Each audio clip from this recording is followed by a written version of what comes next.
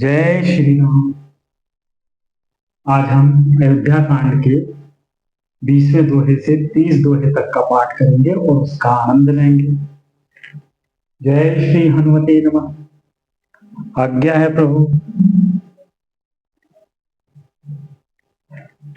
अपने चलत न आज लगी अनभल काहुक कीन, कहीं अब एक कहीं बार मोही दे दुसह दुख दीन।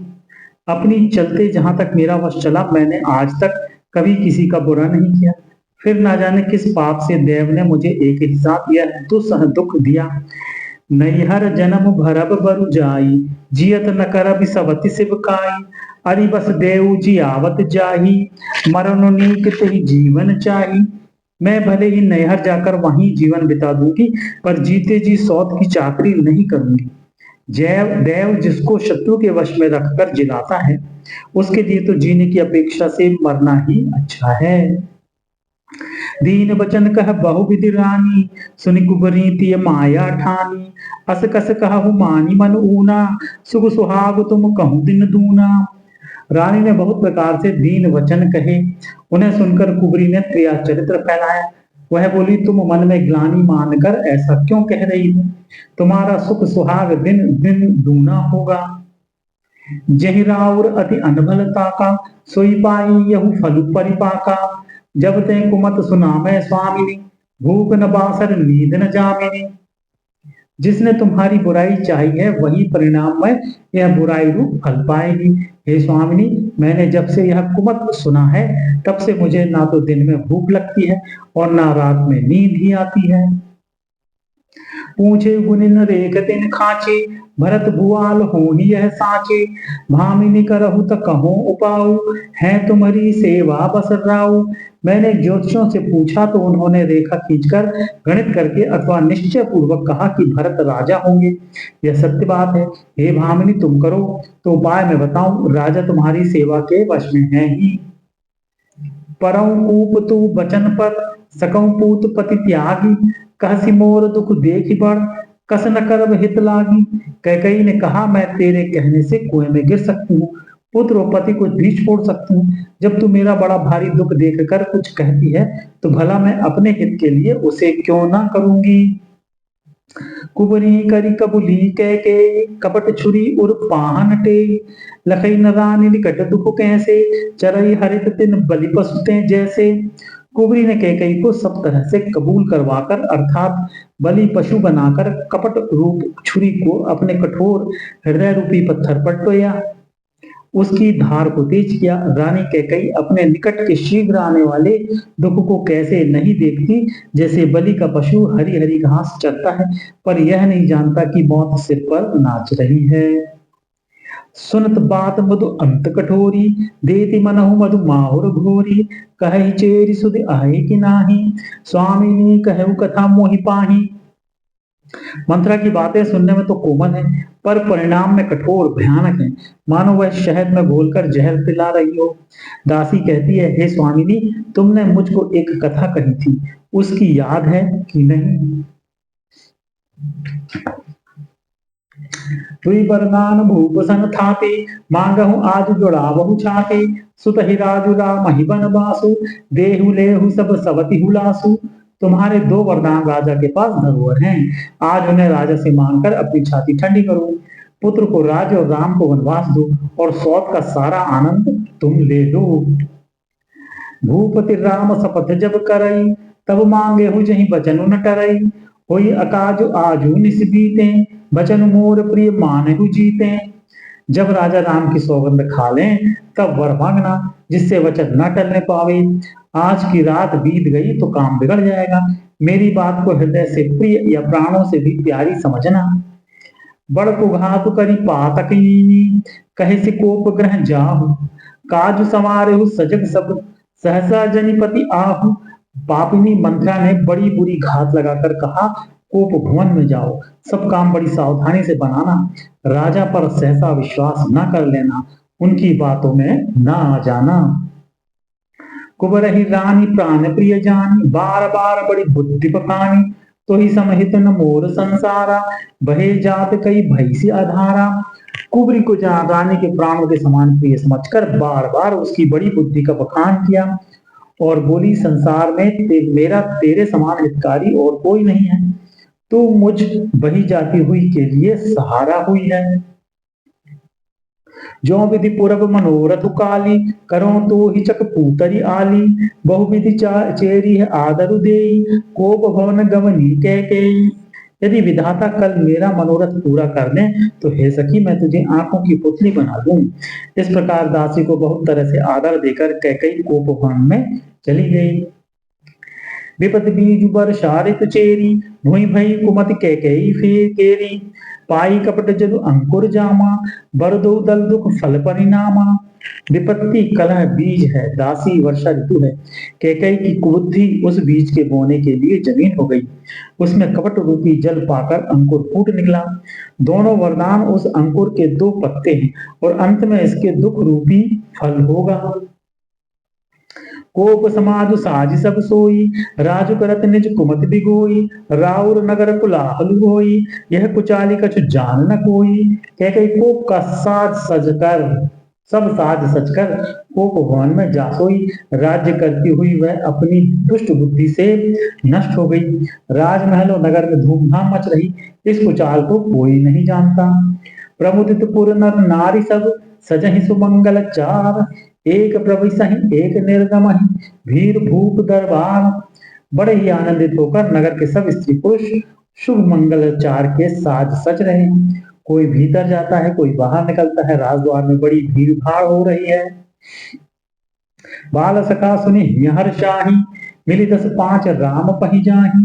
प्रभु आदरहि प्रेम पहचानी, पूछहि कुशल खेम मृदुबानी। श्री रामचंद्र जी के बाल सखा राज तिलक का समाचार सुनकर हृदय में हर्षित होते हैं। वे 10 5 मिलकर श्री रामचंद्र जी के पास जाते हैं। प्रेम पहचान कर प्रभु श्री रामचंद्र जी उनका आदर करते हैं और कोमल वाणी से कुशल क्षेम पूछते हैं। फिर ही भवन प्रिय आय सुपाई, करत परस्पर राम बड़ाई। को रघुवीर सरिस संतारा, सीलु स्नेह निबाहन न्यारा। अपने प्रिय सखा श्री रामचंद्र जी की आज्ञा पाकर वे आपस में एक दूसरे से श्री रामचंद्र जी की बड़ाई करते हुए घर लौटते हैं और कहते हैं, संसार में श्री रघुनाथ जी के समान शील और स्नेह को निभाने वाला कौन है। जहि जहि जोनि करम बस ब्रह्महि, तह तह ईसु देव यह हमहि। सेवक हम स्वामी सिय नाहु, हो नाथ यह और निबाहु।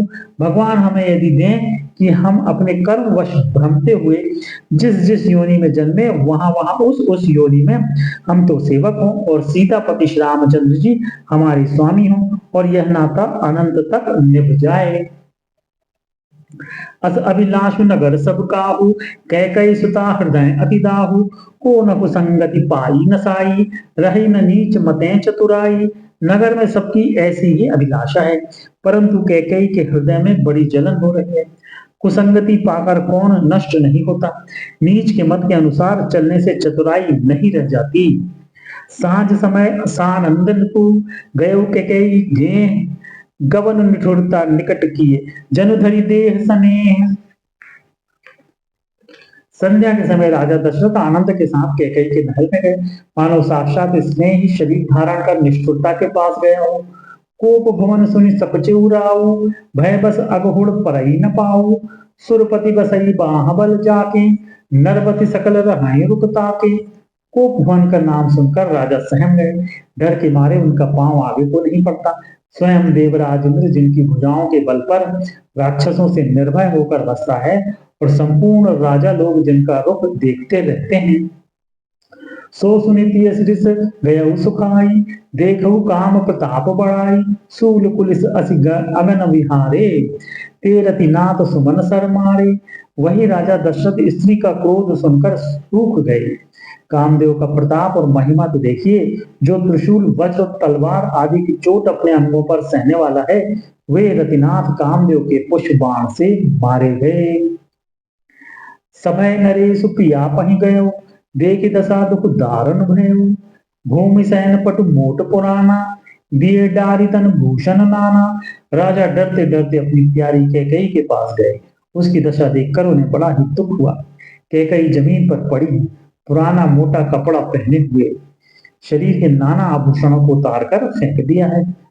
कुमत ही कसी कुबेशता भावी अन अहिवात सूच जनु भावी जाई निकट नृप कह मृदुबानी प्राण प्रिया कही हेतु रिसानी। उस दुर्बुद्धि कैकई को यह कुवेशता बुरा वेश कैसे पब रहा है, मानो भावी विधवापन की सूचना दे रही हो। राजा उसके पास जाकर कोमल वाणी से बोले, हे प्राण प्रिय, किस लिए रिसाई रूठी हो? कही हेतु रानी रिसानी पर सत पानीपति निवारई मानहु सरोष भुअंग भामिनी विषम भांति निहारई दो बासना रस नागसन पर मरम ठाउर देखई तुलसी नृपति भव तप्यता बस काम कौतुक लेखई। हे रानी, किस लिए रूठी हो? यह कहकर राजा उसे हाथ से स्पर्श करते हैं तो वह उनके हाथ को झटक कर हटा देती है और ऐसे देखती है मानो क्रोध में भरी हुई नागिन क्रूर दृष्टि से देख रही हो। दोनों वरदानों की वासनाएं उस नागिन की दो जीभें हैं और दोनों वरदान दांत हैं। वह काटने के लिए मर्म स्थान देख रही है। तुलसीदास जी कहते हैं कि राजा दशरथ होनहार के वश में होकर इसे इस प्रकार हाथ झटकने और नागिन की भांति देखने को कामदेव की क्रीड़ा ही समझ रहे हैं। बार बार कह राउ सुमुखी सुलोचनी तिक बचनी कारण मोहि सुनाऊ गज गाम निज कोप कर।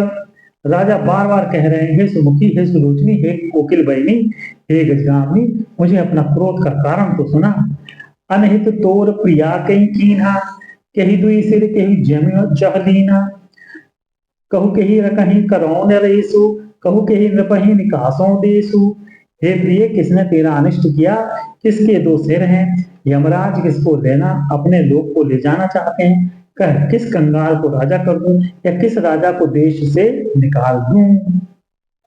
सकौ तोर अरि अमरऊ मारी काह कीट बपुरे नर नारी जानसी मोर सुभाऊ बरोरू मनु तव आनंद चंद चकोरू। तेरा शत्रु अमर देवता भी हो तो मैं उसे भी मार सकता हूँ। बेचारे कीड़े मकोड़े सरीखे नर नारी तो चीज ही क्या है। हे सुंदरी, तू तो मेरा स्वभाव जानती ही है कि मेरा मन सदा तेरे मुख रूपी चंद्रमा का चकोर है।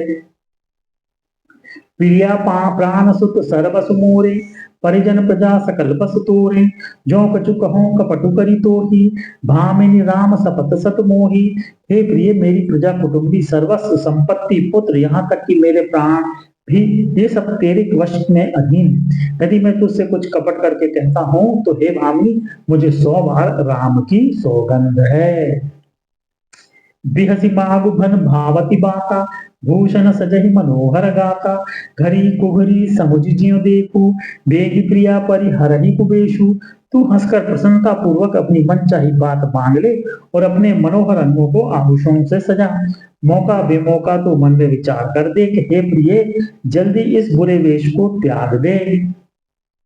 यह सुनी मन गुनी सपत बड़ी बिहसी उठी मति मंद भूषण सजत बिलोकी मृगु मनहु की रात निफंद। यह सुनकर और मन में राजा की बड़ी सौगंध को विचार कर मंद बुद्धि कैकई हंसती हुई उठी और गहने पहनने लगी, मानो कोई भयभीलिनी मृग को देखकर फंदा तैयार कर रही हो। पुनि कह राउ सुहृद जिय जानी प्रेम पुलक मधु मंजुल बानी भामिनी भयो तोर मन भावा घर घर नगर बान आनंद बधावा। अपने जी में कैकई को सुहृद जानकर राजा दशरथ जी प्रेम से पुलकित होकर कोमल और सुंदर वाणी से फिर बोले, हे भामिनी, तेरा मन चीता हो गया। नगर में घर घर आनंद के बधावे बज रहे हैं। राम ही देव काली जुगराजू सजहि सुलोचनी मंगल साजू दलक उठे सुनी हृदय कटोरू जनु छुई गए पाक बर तोरू। मैं कल ही राम को युवराज पद दे रहा हूँ, इसलिए हे सुनैनी तू मंगल साज सज। यह सुनते ही उसका कठोर हृदय दलक उठा, पटने लगा, मानो पका हुआ बाल तोड़ फोड़ा छू गया वो। ऐसी पीर बेहसी ही गोई चोर नारी जिन प्रगति न रोई लखही न भूप कपट चतुराई कोटि कुटिल मनि गुरु पढ़ाई। ऐसी भारी पीड़ा को भी उसने हंसकर छिपा दिया, जैसे चोर की स्त्री प्रकट होकर नहीं रोती जिसमें उसका भेद न खुल जाए। राजा उसकी कपट चतुराई नहीं लग रहे हैं, क्योंकि वह करोड़ों कुटिलों की शिरोमणि गुरु मंत्रा की पढ़ाई हुई है। यद्यपि नीति निपुण नर ना हो, नारी चरत जल निधि अवगाहो, कपट स्नेह बढ़ाई बहोरी, बोली भी हसी नयन महु मोरी। यद्यपि राजा नीति में निपुण है, परंतु त्रियाचंद अथाह समुद्र है। फिर वह कपट युक्त प्रेम बढ़ाकर, ऊपर से प्रेम दिखाकर, नेत्र और मुंह मोड़कर हंसती हुई बोली, मांगु मांगु पै कहो की, कबहु न देहु न लेहु, देन कहो वरदान दुई, तेउ पावत संदेहु। हे प्रीतम, आप मांग मांग तो कहा करते हैं, पर देते लेते कभी कुछ नहीं। आपने 2 वरदान देने को कहा था, उनके भी मिलने में संदेह है। जाने मरम राउ हंसी कहाई, तुम्हि कुहाब परम प्रिय आहाई, ठाती राखी न मांगे हुकाऊ, बिसरी गयो मोहि भोर सुभाऊ। राजा ने हंसकर कहा कि अब मैं तुम्हारा मर्म मतलब समझा। मान करना तुम्हें परम प्रिय है, तुमने उन वरों को थाती धरोहर रखकर फिर कभी मांगा ही नहीं, और मेरा भूलने का स्वभाव होने से मुझे भी वह प्रसंग याद नहीं रहा। झूठे हम ही दोषु जनु देहु, दुई के चारि मांगी मकुलेहु, रघुकुल रीत सदा चली आई, प्राण जाहु परु बचन न जाई। मुझे झूठ मूठ दोष मत दो, चाहे दोष के बदले, चाहे 2 के बदले 4 मांग लो। रघुकुल में सदा से यही रीत चली आई है कि प्राण भले ही चले जाएं, पर वचन नहीं जाता। नहीं असत्य सम पातक पुंजा, गिरि सम होहि कि कोटिक गुंजा, सत्य मूल सब सुखत सुहाए, वेद पुराण विदित मनु गाए। असत्य के समान पापों का समूह भी नहीं है। क्या करोड़ों घुंचियां मिलकर भी कहीं पहाड़ के समान हो सकती हैं? सत्य ही समस्त उत्तम सुकृतों पुण्यों की जड़ है। यह बात वेद पुराणों में प्रसिद्ध है, और मनु जी ने भी यही कहा है। तेहि पर राम सपत करी आई, सुकृत स्नेह अवधि रघुराई, बात दृढ़ाई कुमति हंसी बोली, कुमत कुबी हग कुलह जन खोली। उस पर मेरे द्वारा श्री राम जी की शपथ करने में आ गई, मुंह से निकल पड़ी, रघुनाथ जी मेरे सुकृत पुण्य और स्नेह की सीमा है। इस प्रकार बात पक्की करा के दुर्बुद्धि कैकई हंसकर बोली, मानो उसने कुमत बुरे विचार रूपी दुष्ट पक्षी बाज को छोड़ने के लिए उसकी कुलही आंखों पर की टोपी खोल दी। भूप मनोरथ सुभग बन, सुख सुभिहंग समाधि, भिल्ल निज मिछाड़न चाहती, बचन भयंकर बाज। राजा का मनोरथ सुंदर वन है, सुख सुंदर पक्षियों का समुदाय है। उस पर भेजनी की तरह कैकई अपना वचन रूपी भयंकर बाज छोड़ना चाहती है। सुनहु प्राण प्रिय भावत जी का, देहु एक बर भारत ही टीका, मांगऊ दूसर बर कर जोरी, पुरहु नाथ मनोरथ मोरी। मैं बोली, हे प्राण प्रिय, सुनिए, मेरे मन को भाने वाला एक बार तो दीजिए, भरत को राज तिलक, और हे नाथ, दूसरा वर भी मैं हाथ जोड़कर मांगती हूँ, मेरा मनोरथ पूरा कीजिए। तापस बेस विशेष उदासी, 14 बरिस राम बनवासी, सुनि मृदु वचन भूप ही सोकु, सज कर छुअत बिकल जिमि कोकु। तपस्वियों के वेश में विशेष उदासीन भाव से राज्य और कुटुंब आदि की ओर से भली भांति उदासीन होकर विरक्त मुनियों की भांति राम 14 वर्ष तक वन में निवास करें। कैकेयी के कोमल विनय युक्त वचन सुनकर राजा के हृदय में ऐसा शोक हुआ जैसे चंद्रमा की किरणों के स्पर्श से चकवा विकल हो जाता है।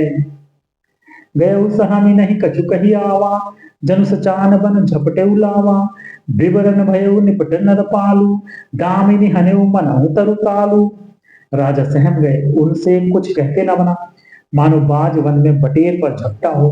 राजा का रंग बिल्कुल उड़ गया, मानो ताड़ के पेड़ को बिजली ने मारा हो। जैसे ताड़ के पेड़ पर बिजली गिरने से वह झुलस कर बतंग हो जाता है, वही हाल राजा का हुआ। माथे हाथ मोदी दो लोचन, तनुधरि सोच लाग जनु सोचन, मोर मनोरथ सुर तरु फूला, परत कर निज में हतेउ समूला। माथे पर हाथ रखकर दोनों नेत्र बंद करके राजा ऐसे सोच करने लगे मानो साक्षात सोच ही शरीर धारण कर सोच कर रहा हो। वे सोचते हैं, हाय मेरा मनोरथ रूपी कल्प वृक्ष फूल चुका था, परंतु फलते समय कैकेयी ने हथिनी की तरह उसे जड़ समेत उखाड़कर नष्ट कर डाला। अवध उजारी कीन कैकेयी, दीन सी अचल विपत्ति के ने कैकेयी ने अयोध्या को उजाड़ कर दिया और विपत्ति की अचल सुदृढ़ नींव डाल दी। कवने अवसर का भयउ गयउ नारी विश्वास, जोग सिद्धि फल समय जिमि जति अविद्या नाश। किस अवसर पर क्या हो गया, स्त्री का विश्वास करके मैं वैसे ही मारा गया जैसे योग की सिद्धि रूपी फल मिलने के समय योगी को अविद्या नष्ट कर देती है। यही विधि राव मन ही मन झाका, देखी कुभांति कुमति मन माखा। भरत की राउर पूत न होही, आने मोल बिसाही की मोही। इस प्रकार राजा मन ही मन झींक रहे। राजा का ऐसा बुरा हाल देखकर दुर्बुद्धि कैकेयी के मन में बुरी तरह से क्रोधित हुई और बोली, क्या भरत आपके पुत्र नहीं है? क्या मुझे आप दाम देकर खरीद लाए हैं? क्या मैं आपकी विवाहिता पत्नी नहीं हूं? जो सुनि सरु अस लाग तुम्हारे, काहे न बोलहु बचनु सम्हारे। देहु उतरहु अनुकरहु कि नाही, सत्य संग तुम रघुकुल माही। जो मेरा वचन सुनते ही आपको बाण से लगा, तो आप सोच समझकर बात क्यों नहीं कहते? उत्तर दीजिए, हाँ कीजिए, नहीं तो नाही कर दीजिए। आप रघुवंश में सत्य प्रतिज्ञा वाले प्रसिद्ध हैं। देन कहु अब जनि बरु देहु, तजहु सत्य जग अपजसु लेहु। सत्य सराहि कहु बरु देना, जाने ले मागी चबेना। आपने ही वर देने को कहा था, अब भले ही न दीजिए। सत्य को छोड़ दीजिए और जगत में अपयश दीजिए। सत्य की बड़ी सराहना करके वर देने को कहा था, समझा था कि यह चबेना ही मांग लेगी। सिरि ददीचि बलि जो कछु भाषा, तनु धनु तजेउ बचन पनु राखा। अति कटु बचन कहत कैकेयी, मानहु लोन जरे पर देई। राजा शिवी, दधीची और बलि ने जो कुछ कहा, शरीर और धन त्याग कर भी उन्होंने अपने वचन की प्रतिज्ञा को निभाया। कैकेयी बहुत ही कड़वे वचन कह रही है, मानो जले पर नमक छिड़क रही हो। धर्म धुरंधर धीर धरी, नयन उघारे राय। सिर धुनि लीनि उल्लास असी, मारे से मोहि कुठाए। धर्म की धुरी को धारण करने वाले राजा दशरथ ने धीरे धरकर नेत्र खोले और सिर धुनकर तथा लंबी सांस लेकर इस प्रकार कहा कि इसने मुझे बड़े कुठार मारा, ऐसी कठिन परिस्थिति उत्पन्न कर दी जिससे बच निकलना कठिन हो गया। जय श्री राम। यहाँ पर हम विश्राम लेंगे।